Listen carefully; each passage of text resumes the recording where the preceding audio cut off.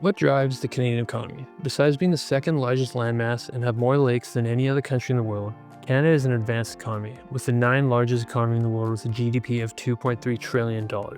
From natural resources to banking, trade, and services, this video will break down the engines that drive Canada's economy. Most people think of Canada as a resource-rich country, and it is. Thus, it would make sense for most to think that these resources would be the largest portion of the economy. However, nearly 70% of Canada's GDP comes from services. Now, what are services? Services are things that you can't touch or store. They're provided to meet the needs or wants of people or businesses.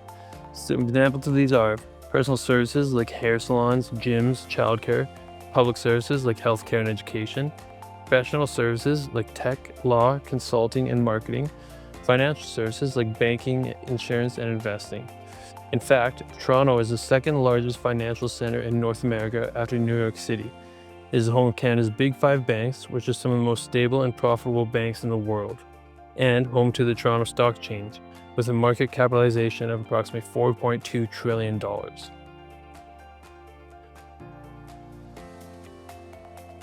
Of course, you can't talk about Canada's economy without talking about natural resources.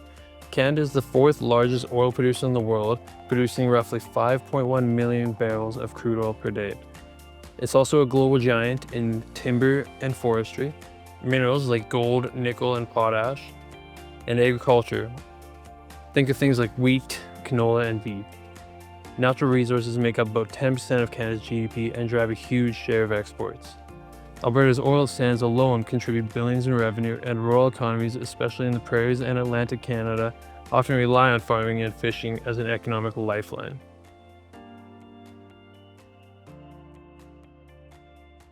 Canada is a trading nation. In fact, Canada exports make up over 30% of its GDP, and over 75% of all those exports go to just one country, the United States.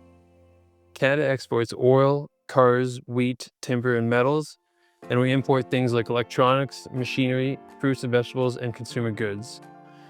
Trade deals like NAFTA, now the USMCA, the United States, Mexico, and Canada agreement, are absolutely fundamental to how Canada makes, sells, and buys. So when the global supply chain gets shaky or the US economy sneezes, we feel it.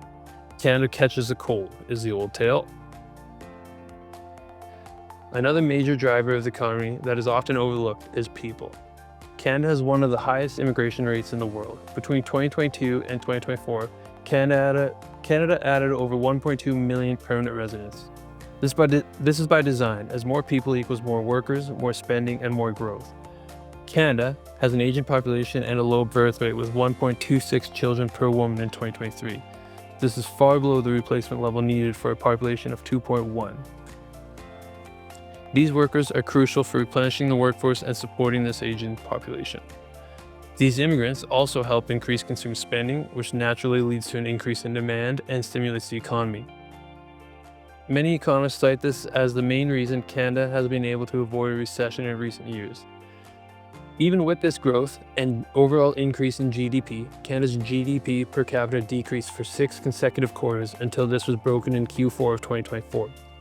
It is said, however, that a rapid growth in population can lead to a short-term decrease in GDP per capita, as it takes time for newcomers to find jobs, integrate into the labor market, acquire Canadian-specific skills, and reach their full earnings potential. High immigration levels can also put a strain on infrastructure if it is not matched with investment in housing, healthcare, and other public services. This is most notably seen in the housing market, where the demand has far outpaced supply. With rentals having a 40-year high increase in pricing of 8% in 2023 and again 6.5% in 2024. This was also seen in house sale prices rising 5.1% in 2023 for an average price of $657,000 and another 2.8% in 2024 with an average price of $689,000. Recently, however, Canada has reduced temporary resident growth to help ease the stress on housing and public services. It is too soon to say how this will affect Canada's economy moving into the future. Speaking of the future, Canada is investing heavily to be leaders in it.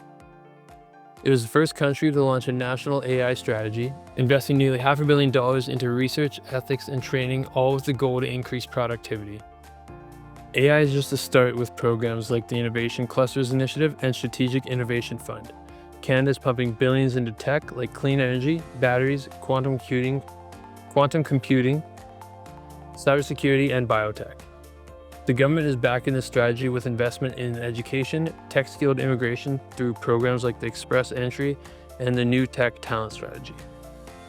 They've also committed billions to build public transit, roads, and affordable housing. So what really drives the Canadian economy? It's not just oil, trade, or people. It's a complex, interconnected machine built in services powered by resources, fed by trade, and run by people. If you found this video helpful, hit that like button, subscribe, and drop a comment on what you would like me to discuss in the future.